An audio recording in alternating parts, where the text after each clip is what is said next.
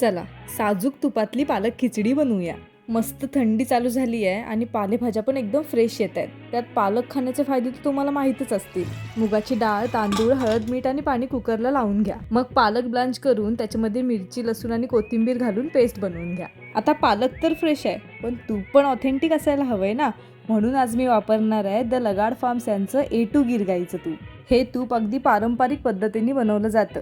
जसं आधी आपल्या आजी दुधापासून दही, दह्यापासून लोणी, लोण्यापासून तूप बनवायची, एकदम तसंच. याचा वास आणि टेक्स्चर यावरूनच कळतं की तूप किती प्युअर आहे. आता फोडणीसाठी तुपामध्ये जिरा, कांदा, आलं लसूणची पेस्ट आणि टोमॅटो घ्यायचा. मग त्यामध्ये स्पायसेस घालून परतून घ्यायचं. आता पालकची पेस्ट घालून याला त्याची कच्ची स्मेल जाईपर्यंत झाकण लावून शिजवायचं. मग यामध्ये डाळ राईस ॲड करायचा आणि त्याला छान परतून घ्यायचं. तुम्ही बघू शकता खिचडीला किती छान हिरवागार कलर आलेला आहे. आता तुपामध्ये लाल मिरच्या आणि बारीक कापलेला लसूण घालून खिचडीला मस्त तडका देऊया. आणि हो, तूप घालण्यासाठी अजिबात कंजूसी करू नका. एकदम ऑथेंटिक आणि प्युअर तूप आहे. तूप ऑर्डर करण्यासाठी द लगाड फार्म्स यांचे कॉन्टॅक्ट डिटेल्स मी कॅप्शनमध्ये दिलेलेच आहेत. नक्की चेक करा.